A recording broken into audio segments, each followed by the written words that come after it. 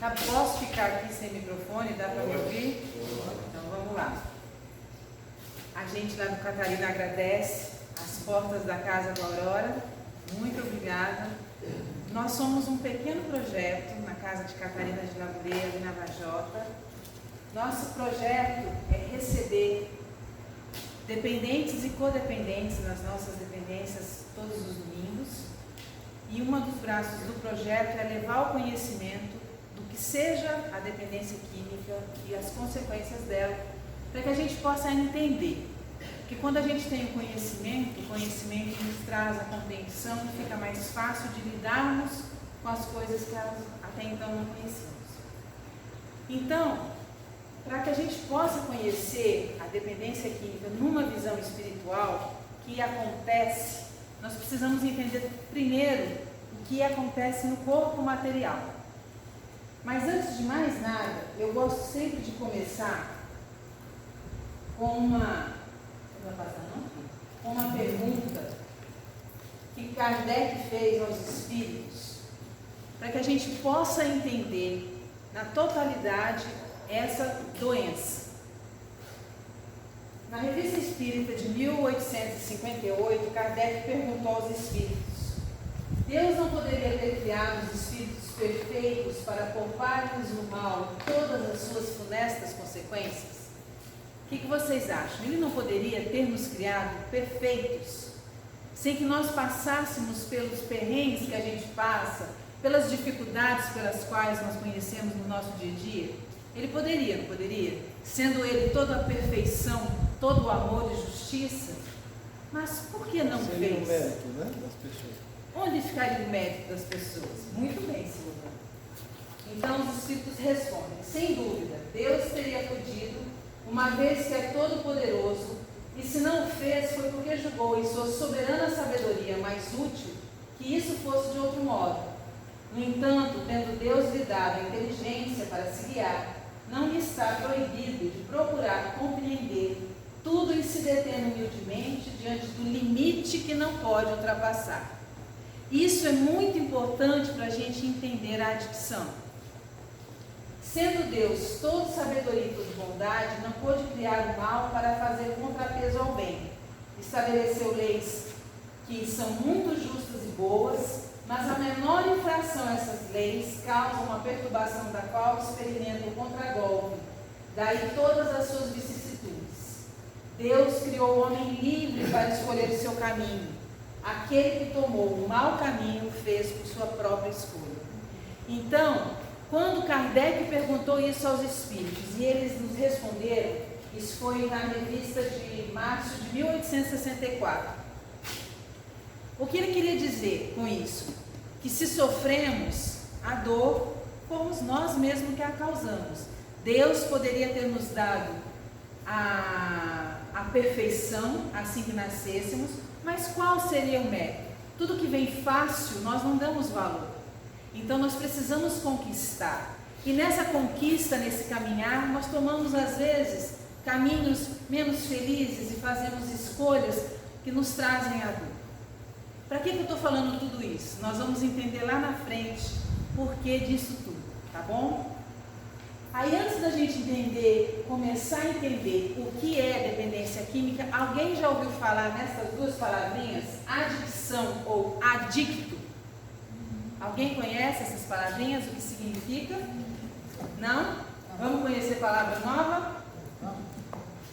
O termo adicto é oriundo do latim, é um adjetivo. Significa que se apega, dependente, escravo. O adicto é simplesmente um ser humano que é afeiçoado, dedicado, apegado, dependente ou escravo das drogas, da tecnologia, do trabalho, do dinheiro, do sexo, da comida ou bebida. Então, gente, a adicção ou adicto, a pessoa pode ser adicta de qualquer coisa que lhe cause muito prazer e ele não consiga controlar isso. Ele se torna escravo da coisa. Ele não consegue falar não para o prazer que a coisa lhe traz. Ele não tem controle sobre isso. Então isso daí é uma doença que está ligada diretamente às escolhas anteriores que nós fizemos, aos vícios que carregamos. A adicção é uma doença que envolve muito mais do que simplesmente o uso de drogas. Ela, em verdade, está relacionada à natureza viciosa do ser humano. Quem nunca ouviu falar dos workaholics? São aqueles viciados pelo trabalho. O vício pelo sexo é uma das adicções mais duras também. Destrói a pessoa. O vício pela comida. As pessoas comem, sabem que estão ali a ponto de morrer, mas simplesmente não conseguem parar de comer. Então, quando nós agora olharmos para alguém, vamos tentar ver nele uma pessoa doente. Vamos tentar entender a diferença entre o adicto e o usuário, tá bom? São diferentes. O adicto está ligado à viciação da pessoa, do espírito da pessoa. Ele não consegue falar não, é uma doença. O usuário não. O usuário, a coisa não toma conta dele. Começa por aí a diferença. Dito isso, vamos entender então o que é dependência química, tá bom? Primeira coisa, ela é uma doença como outra qualquer. Como assim, Rose, uma doença como outra qualquer? Sim, é uma doença como outra qualquer. Mas ela não é detectável. Se você fizer um exame de sangue num adicto, você não vai detectar a doença. A gente não carrega no sangue, nos genes, nada que indique que a gente tenha a doença instalada em nosso corpo. Então, ela não é uma maneira de viver. Ela não é um estilo de vida que pode causar problemas. Gente, quem em sã consciência vai querer procurar dor com as próprias mãos? A dor que nós causamos para nós, anteriormente em outras vidas, e muitas vezes ainda nessa, é por falta de conhecimento. Nós não sabíamos que ia acabar causando aquilo, escolhemos um caminho, porque era o conhecimento que tínhamos à época, e aí acabamos magoando, ferindo, e hoje recolhemos as sementes que plantamos. Mas quem em sã consciência vai procurar a dor para o seu próprio esforço, digamos assim? Ah, eu quero ser doente, vou lá procurar dor com a minha mão. Ninguém, gente. Só se for insano. Aí também já é uma doença. Então, ela não é uma forma de viver. Ninguém quer ser dessa forma. Ela possui características que a definem, que a descrevem. Todo adicto tem as mesmas características. Nós vamos conhecer essas características também. Todos eles possuem a mesma característica. Ela não é uma doença contagiosa. Você pode conviver com o adicto normalmente. Você não pega a adicção por convivência com a pessoa. A pessoa traz essa doença com ela. Então você pode conviver com o adicto normalmente, pode se relacionar com ele. Você tem que aprender a viver com ele, porque será necessário você aprender a falar alguns nãos para o adicto, para que vocês possam ter um relacionamento sadio, tá bom? 10 a 20% da população que fizer uso das drogas, seja lícita ou ilícita, vai acabar desenvolvendo a doença. É uma predisposição genética, uma predisposição mórbida, que não dá para saber quem tem e quem pode desenvolver. Então, quando fala predisposição genética, não é que está lá no gene não, viu gente? É uma predisposição espiritual. Tem alguns cientistas que falam que tem algum gene que vem com a característica do alcoolismo, a predisposição para o alcoolismo, mas ainda não está comprovado pela ciência, então a gente não pode afirmar. Até o presente momento, os dados que nós temos é que é uma predisposição mórbida. A pessoa traz, ela não é detectável. Se ela não é detectável, como é que eu sei que eu carrego a doença? Se eu usar. Se eu tiver entre esses 10 ou 20% da população que fizer uso e eu for adicta, eu vou desenvolver a doença. Qual é o segredo? Oi? Esse é o caso de filhos, né? De filhos que são pais de dependentes químicos, carregam isso no gene. Não há comprovação ainda que a dependência química está no gene. A adicção, a gente tem vários casos de filhos, de crianças, filhos de dependentes que não desenvolvem a doença. A doença, ela está ligada ao espírito. Você vai entender lá na frente como é que funciona isso. Mas ela não está comprovada que tem no gene. Não está no sangue, não é uma doença que vai dar lá no sangue e ainda não está comprovado no gene. Eles estão tentando ver se comprova o alcoolismo. O alcoolismo não a dependência a outros tipos de droga, ao álcool em questão. Mas ainda não está comprovado. Então não dá para afirmar que existe essa carga genética. Nós, como espíritas, sabemos que a carga vem espiritual, não é genética. Você entendeu? Então ela é uma característica que o espírito traz com ele. Nós vamos entender melhor isso lá na frente. Tá bem? Então o que nós temos que falar para os nossos filhos? Não usa porque é feio? Não usa porque eu não quero? Não usa porque se você for doente, você vai destruir tua vida. Porque não tem volta. Então, o não tem que ser falado com um conteúdo sério e entendendo que aquilo vai fazer mal para a criança. Que aquilo ali, a criança lá na frente, ela pode destruir a sua vida. Então, nós temos que nos municiar de conhecimento para podermos ajudar, principalmente os nossos jovens. A explicação mais atual dessa doença encontra-se na Classificação Internacional das Doenças, que é o CID. O seu CID é o F19.0, onde aborda a dependência química de forma global, apresentando o conceito de síndrome da dependência. E o que é uma síndrome?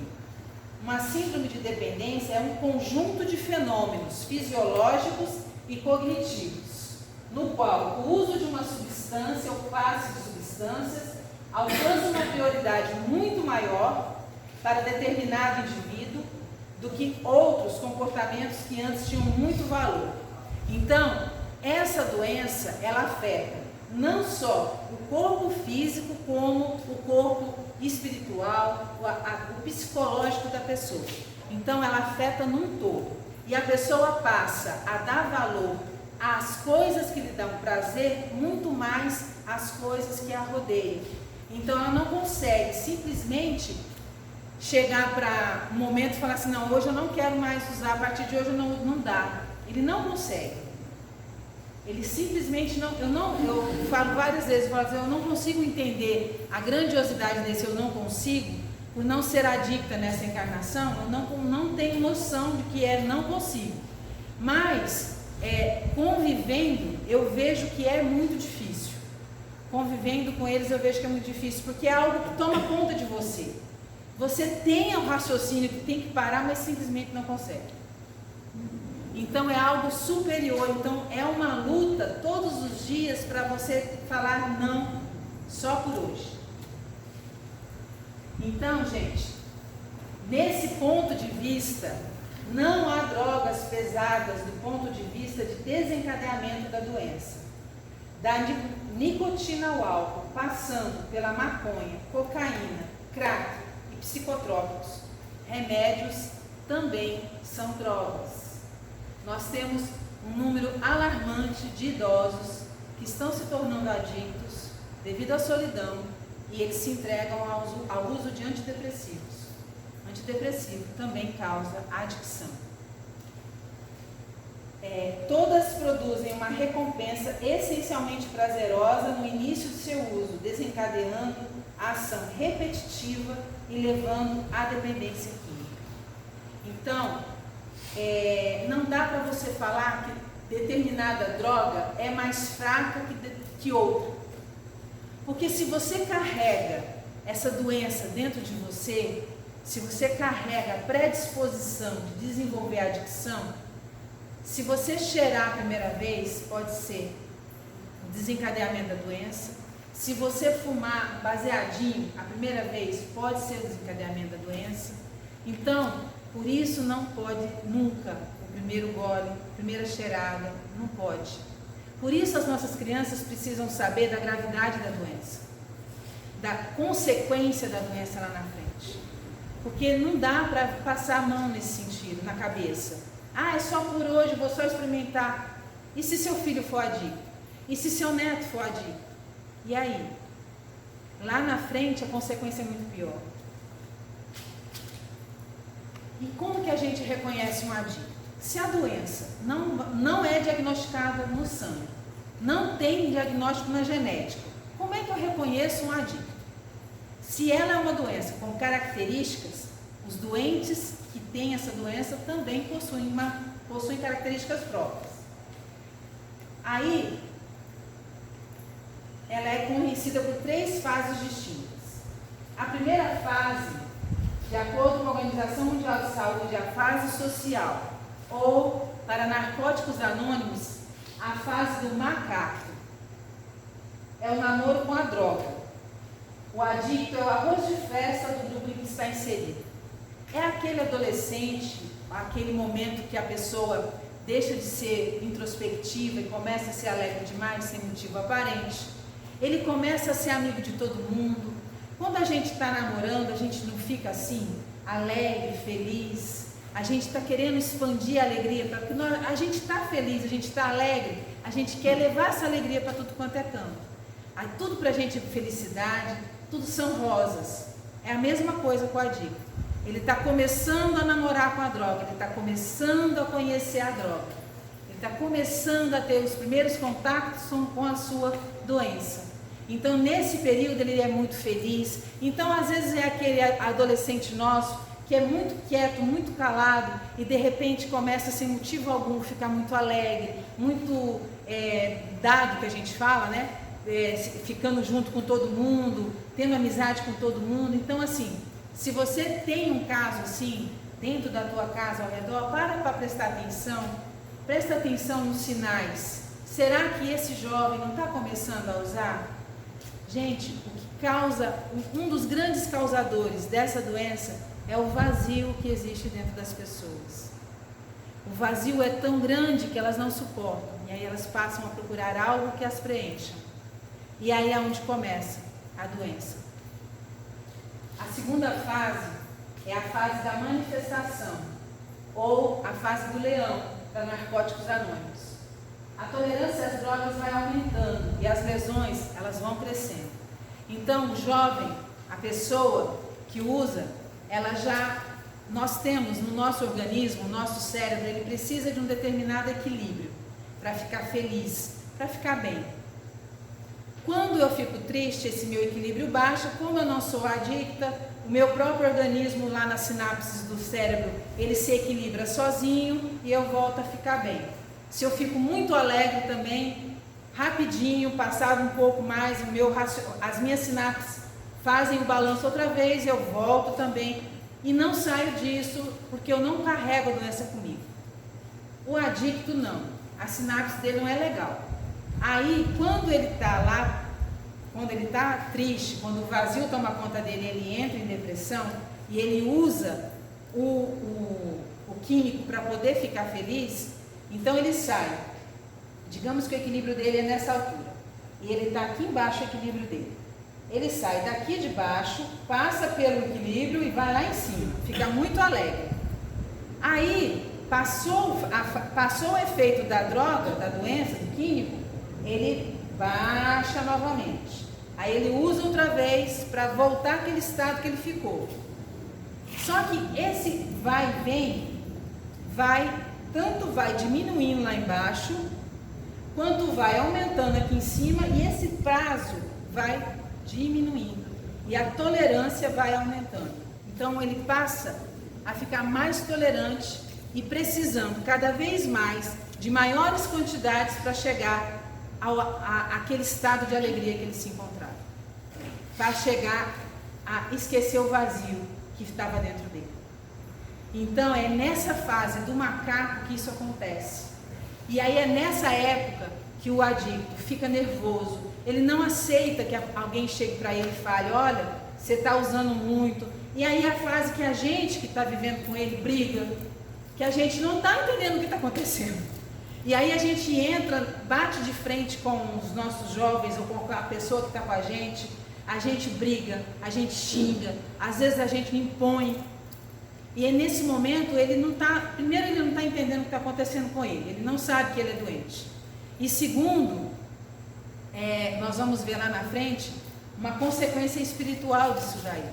Então, é muito sério isso.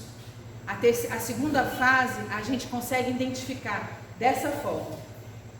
E aí vem a terceira fase, que é a fase da dependência mesmo, ou a fase do pouco para narcóticos anônimos. Nessa fase o adicto perde emprego, perde relacionamentos, perde valores. Ele realmente se torna um porco, como coloca Narcóticos Anônimos. É aquela fase onde o adicto vai morar na rua, aonde ele vai roubar para poder sustentar a sua necessidade. É aquela fase onde ele já não tem mais amigos, tudo que interessa é simplesmente saciar a sua necessidade de completar aquele vazio. Então, é a fase onde a maioria deles chega no fundo do poço. Agora, só chega no fundo do poço aquele que quer mudar, né? Quando a dor de usar fica maior que a dor de viver, aí ele vai procurar ajuda. Se ele não sentir essa dor, ele não vai procurar ajuda. Essa é uma característica. Ele vai manipular para conseguir o que quer o tempo todo. Ele é um ágil manipulador. Ele modifica as coisas, ele se coloca como vítima, ele vai tentar convencer de que aquilo precisa. É onde a gente vê as mãezinhas: eu dou dinheiro mesmo, pelo menos assim ele não rouba. Mas eu estou alimentando o vício do meu filho dessa forma. Eu estou jogando ele cada vez mais no fundo do poço, quando eu ajo dessa forma. Então, muitas vezes nessa época é quando ele sai de casa, porque a família não aguenta mais, aí ele sai de casa e vai se prostituir, vai roubar, vai morar debaixo da ponte, onde a gente vê essa realidade é nossa todos os dias. A gente cruza com esses irmãos todos os dias. Agora eu pergunto para vocês, conhecendo e sabendo que é uma doença, eles são ou não são dignos da nossa piedade, do nosso carinho, desse amor que foi falado no Evangelho? Vamos começar a olhar para eles de uma forma mais carinhosa? Então, gente, a natureza da compulsão dessa doença, ela é uma síndrome. A dependência química é uma síndrome biopsicossocial ativada por uma predisposição. Ela ataca biológica, psicologicamente o ser humano. Ela é primária. O que é uma doença primária? Ela não parte de ninguém, de nenhuma doença. Ela é por si só.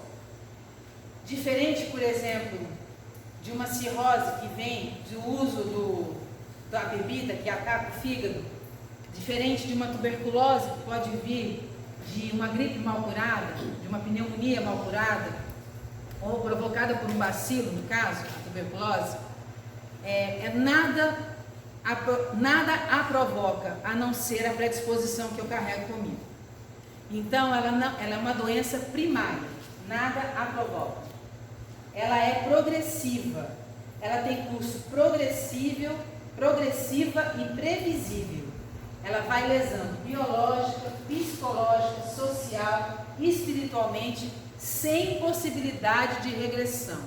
Isso é muito importante falarmos para os nossos jovens. É uma doença sem possibilidade de regressão. Uma vez você se descobre adicto, não tem retorno. Você vai desencarnar adicto. Ela tem controle, ela não tem cura. Não adianta falar que a adicção tem cura, porque não tem cura. Quem se cura é o usuário. O usuário consegue parar e nunca mais usar, pode frequentar os mesmos lugares que ele não vai sentir vontade. Esse é o usuário. O adicto não. Se o adicto continuar usando, se voltar a usar, a doença volta com carga total. E aí é onde a gente vê irmãos desencarnando porque recaíram, e aí o uso é tão forte que eles acabam desencarnando por overdose. Porque houve esse descontrole. Ela é crônica. Ela vai ter intervalos. Ela não deve ser encarada como um único ataque agudo, mas como uma vulnerabilidade contínua aos sintomas da recaída. Ela pode evoluir para a fase terminal, drásticas alterações no comportamento e sistema de valores ético-morais, colapso mental e emocional, falência completa dos órgãos ou o suicídio. Então, ela é crônica. Então, uma pessoa que tem adicção, que está limpo, ela pode sim ter recaída. Porque gente, nós temos alguns adictos que fazem tratamento conosco lá na Catarina, eles falam, a vontade não passa. Vocês têm noção? A vontade não passa. Eles conseguem se controlar porque eles entendem a doença, conhecem, sabem que são doentes e buscam uma alternativa de vida. Porque se não buscar uma alternativa de vida, a doença volta. Volta não, né? Você starta ela novamente, porque ela está lá. É como uma semente em estado letárgico. Ela está lá. Uma hora, se você regar, a semente brota e volta com força total. Ela é tratável. Não pode ser curada, mas seus sintomas podem ser detidos através da abstinência total de qualquer substância química que altere o humor e de mudanças permanentes no estilo de vida, atitudes e comportamentos do adicto. Não adianta mudar de cidade, mudar de região, fazer mudança geográfica se você não mudar o seu interior. O adicto precisa, primeiro passo de NA, é se render à doença, é falar, eu sou doente. Quando você se rende à doença, você encara a doença de frente e sabe que ela é maior que você. Então você tem que tomar cuidado com ela, porque ela pode te passar rasteira a qualquer momento. Então é uma doença onde a pessoa, quando se rende à doença, ela tem que se decidir pela mudança. Então tem que mudar lugares que frequenta, tem que mudar amizades, aqueles amigos que frequentavam comigo o bar, que frequentavam comigo o uso do químico que eu uso, porque o químico tem preferência. O adicto ele tem preferência por um químico. Alguns, vários químicos, mas geralmente tem um que chama mais, que induz mais alegria. Aqueles companheiros não me servem mais. Por quê? Porque se eu tiver com eles, a vontade não passa. E eles estão usando, eu vou querer usar também. Uma hora esse vazio vai bater fundo lá dentro e eu não vou conseguir falar não. E vou acabar usando novamente. Então, a mudança tem que ser completa. É uma reforma íntima forçada. Muito forçada mesmo. A pessoa tem que mudar completamente. Então, gente, o abuso das drogas nada tem a ver com deficiência de caráter ou fraqueza de espírito. Usuários de drogas foram tratados e ainda são como indivíduos sem força de vontade, até como pessoas imorais. A característica do dependente é a perda do controle do uso. Então, vamos passar a ver os adictos com outros olhos, com os olhos do amor que Cristo nos pediu. Eles são irmãos como nós, que carregam uma doença seríssima. E poderíamos ser nós no lugar deles. Será que não fomos? Será que em outras épocas nós já não desenvolvemos essa doença? Hoje nós estamos limpos dela? Temos outras também, né? Temos outras? Outros tipos, né? Somos todos aprendizes no caminho de uma evolução. Como tais, precisamos dar a atenção maior a esses irmãos. Precisamos aprender para nos preparar a lidar com ela. Porque nós temos que saber lidar com ela. Para que nós não caiamos na rede da manipulação do adicto. Tá bom? E aí vocês vão me perguntar, e no espírito? O que acontece no perispírito da pessoa que é um adicto?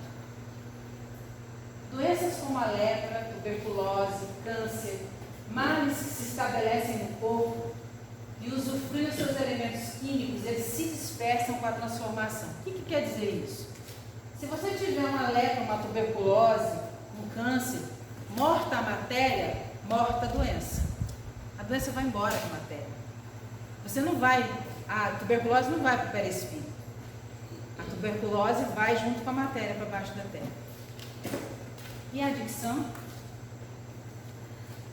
Os vícios como álcool e entorpecentes são conservados pelo perispírito, sofrendo a intoxicação do seu ego, a intoxicação psíquica. Se mantém no perispírito, não se dispersam como desencarne. Olha mais um agravante dessa doença. Vocês lembram dessa cena? Quem assistiu o filme Nosso Lar e leu o livro Nosso Lar, essa cena é André Luiz sendo atendido por Lísias assim que ele foi recolhido do umbral. Olha onde Lísias está aplicando passes energéticos recuperadores sobre a área do estômago. Vocês lembram que André Luiz era alcoólico? Ele era dependente, também fumava. Ele era dependente do álcool e do fumo. Ele foi considerado suicida, né? Foi considerado suicida. Suicida indireto. Foi preciso Lísias equilibrar o perispírito dele.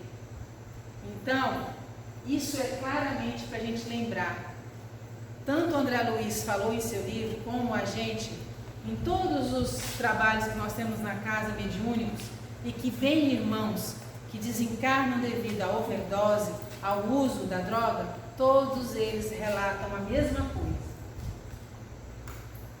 O espírito permanece sob a ação das substâncias nocivas impregnadas ao seu perispírito. Estes irmãos, eles acordam no mundo espiritual, o desespero e o sofrimento se fazem presentes. Eles desencarnam usando o químico, overdose. Quando acordam na outra vida, na vida maior, eles não sabem o que aconteceu. Simplesmente se encontram num lugar desconhecido, na grande maioria das vezes, pelos relatos de todos eles, muito escuro, muito mal cheiroso, não sabem aonde estão, não entendem o que acontece, mas a vontade está lá. A vontade de usar o químico não passa. Eles querem desesperadamente ir atrás de saciar essa vontade de usar o químico. É horrível, gente, é horrível a descrição. É muito triste mesmo isso. Crises de abstinência desencadeiam busca incessante pelas substâncias entorpecentes. O irmão que desencarna por overdose, ele pode tornar-se obsessor ou até escravo de legiões de espíritos tendentes ao mal. O que quer dizer isso? Ele se torna obsessor porque ele quer? Não. Nessa imagem tem um rapaz injetando uma droga, é que quase não dá para ver, mas aquele irmão de branco que está atrás está com o braço sobreposto ao dele, como se tivesse uma representação usando a droga ao mesmo tempo. Mas isso é possível? A droga material não é possível. A droga material fica só no corpo da pessoa que está encarnada. Mas tudo não é energia?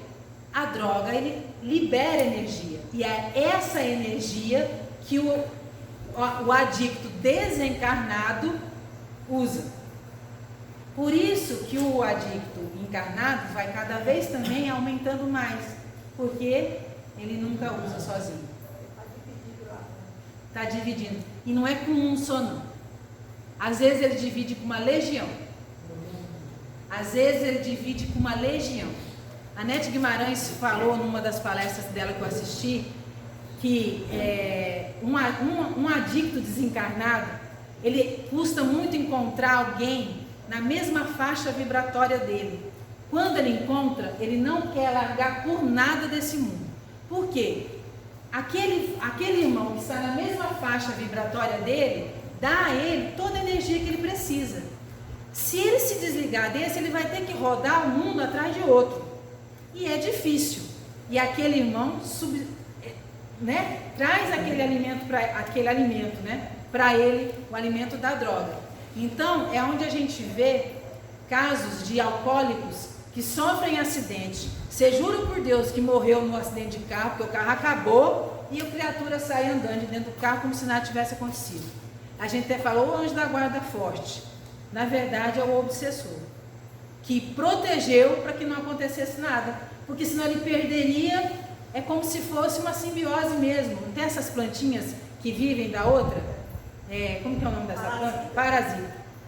É uma parasitose. Ele quer dizer, olha gente, senão a gente não tem que ter caridade para com esses irmãos. Além de carregar uma doença que não consegue controle na matéria, ainda por cima carrega com ele vários irmãos que têm a mesma doença que ele no plano espiritual. E isso vai acontecer o que com ele? Quando ele desencarnar, ele vai levar a doença com ele, né? Vocês entenderam por que é uma doença espiritual? Entenderam por que ela não é diagnosticável? E por que nasce com a predisposição? Porque está lá no perispírito, não está na matéria. E o que desencarnou vai virar um obsessor de um outro. Sem querer. Porque ele não é um obsessor por maldade. Ele é um obsessor por necessidade. Então, esses irmãos precisam da nossa orientação também. Quantos não estão aqui nesse momento agora assistindo isso para aprender isso? Que eles precisam seguir o caminho longe do químico que eles usaram um dia. Entendeu? Que esse é o nosso trabalho, de ajudar a compreensão. Porque senão a roda não para nunca de girar.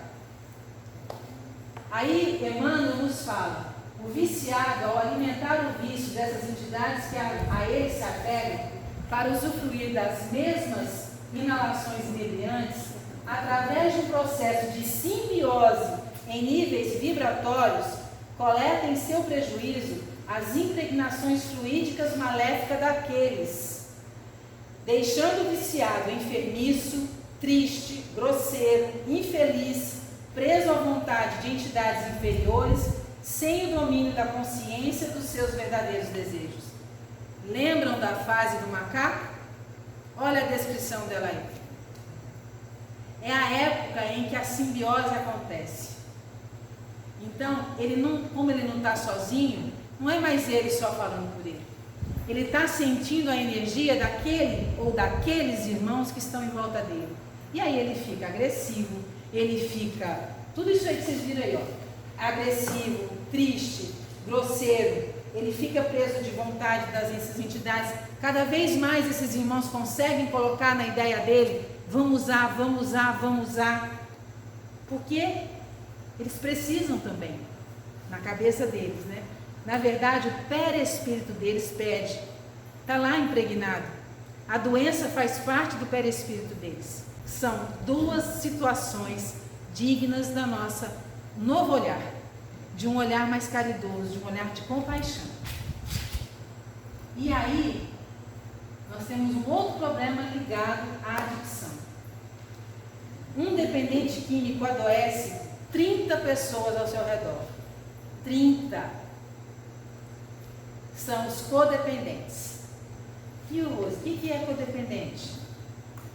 Codependente é uma pessoa que tem deixado o comportamento de outra afetá-la. É obcecada em controlar o comportamento dessa outra pessoa. Melanie é uma psicóloga, ela tem um livro muito bom chamado Codependência Nunca Mais, onde ela trata muito bem disso. O codependente se anula para viver a vida do outro.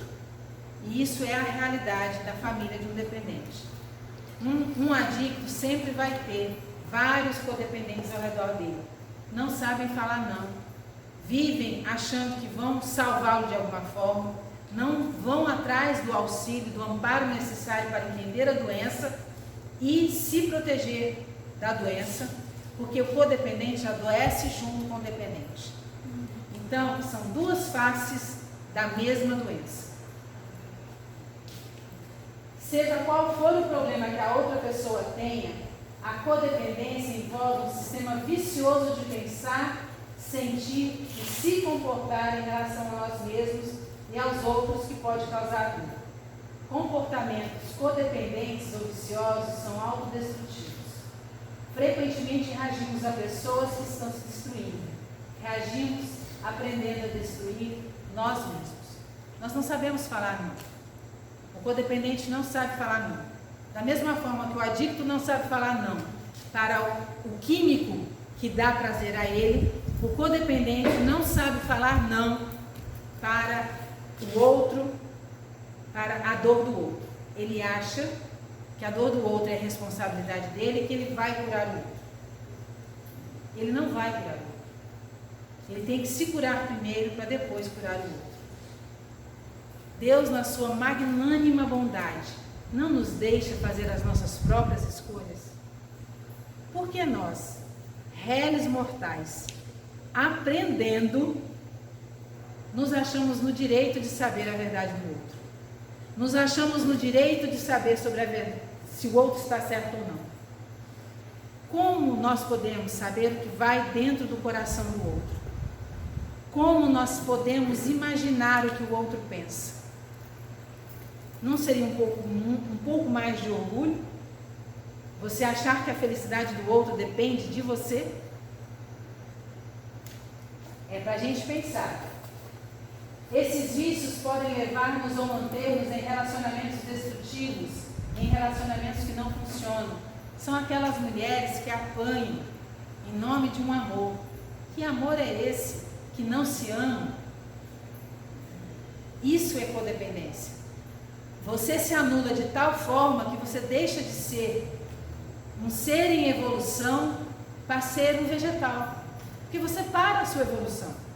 Você acha que esse amor de super cuidado, você para a sua evolução. Você não está amando, você está sufocando. E junto com o adicto você vai embora. Você não se prepara. E quando ele te pedir ajuda, você não vai saber falar não. Você não vai conseguir. E você vai estender o braço para ele quando ele estiver no fundo do poço e você vai rodar com ele. Precisamos aprender a falar não. É necessário. É necessário também nos vermos como codependentes quando principalmente tivermos alguém nessa situação em nosso lar. Podem sabotar relacionamentos que poderiam de outra forma ter dado certo. Esses comportamentos podem impedir que encontremos paz e felicidade com a pessoa mais importante que cada um de nós pode controlar. A única pessoa que podemos modificar, que somos nós mesmos. A gente só pode modificar a gente. Nós não podemos modificar o outro. O outro pode, no máximo, ver os nossos exemplos. E, se quiser, acompanhar. Eu não posso me achar responsável pelas escolhas do outro. Esse é o problema do codependente. Ele acha que ele é responsável pela felicidade do outro e quer que o outro faça tudo aquilo que ele faz. Ele acha que aquele é o caminho correto. Mas só o Pai sabe qual é o caminho correto para nós. E Ele nos dá a mesma oportunidade para todos. Então, vamos tratar de nós para depois tratar do outro. Não é egoísmo. Isso é fortalecimento. Você se conhecer, se fortalecer para poder ajudar o outro.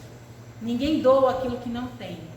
Não dá para doar amor se eu não tenho amor comum. Não dá para doar compaixão se eu não tenho compaixão por mim mesmo. Eu tenho que me entender, me perdoar, saber que eu tenho as minhas limitações, procurar vencê-las, para só então poder ajudar da forma como o outro precisa. E a minha melhor forma de ajudar é dando exemplo. Não tem outra forma. Joana de Ângeles nos fala: a pessoa que mais ama quando vê um amado enfermo não pode tomar o remédio por ele. Quando nossos filhos estão com febre, alguém aqui toma remédio no lugar do filho para passar a febre? Não, né? O indivíduo tem que equacionar os seus problemas. A ternura dos amigos, as vibrações, a bondade dão forças, mas a cruz é pessoal e não pode ser transferida para ninguém. Então, quando a pessoa fizer essa escolha de usar e acabar desenvolvendo essa doença, tenhamos a consciência de que ela arcará com as consequências dessa escolha. A nós nos cabe nos fortalecer e amparar quando Ele quiser. Não é diferente. Não adianta nem, a maioria das vezes não adianta nem internação compulsória. Porque a internação compulsória ele vai voltar a usar quando sair de lá. Ele não foi porque quis. Ele não chegou no fundo do poço. Pode dar uma luz, um vislumbre? Pode. Mas está aí a estatística para provar. A internação compulsória, na maioria das vezes, não é eficaz. A eficácia vem de quando o indivíduo se rende à doença e fala: não, eu quero parar. Por quê? A dor do uso é maior que a dor de viver. Aí ele para. E isso não é eu que estou falando, é Freud. A dor de usar é tão grande que aí ele para. Ele opta pela menor dor. E a dor de viver é menor, aí ele para de usar. Então não tem como não forçar alguma coisa. Tem que haver esse respeito. E aí, Joana ainda, o que nós podemos fazer?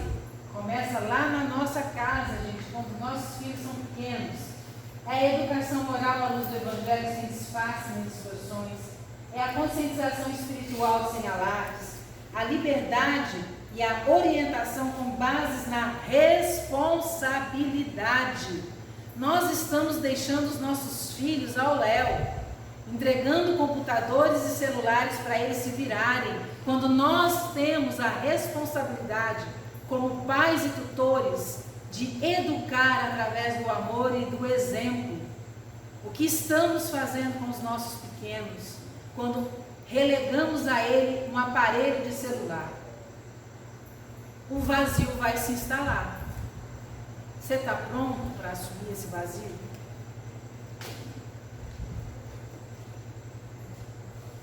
A vigilância carinhosa dos pais, as disciplinas morais desde cedo, a assistência social e médica em contribuição fraternal constituem antídotos eficazes para o normal problema do tóxico. Então, o problema é de educação na família cristianizada, na escola enobrecida, na comunidade honrada, e não de repressão policial. A repressão policial é consequência da nossa insensatez lá atrás, da nossa não educação aos nossos filhos.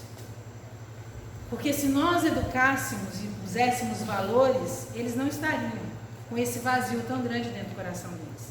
Porque numa comunidade onde não existe nada, justifica-se até a pessoa não tem todas as dificuldades do mundo material, acaba procurando num químico o consolo.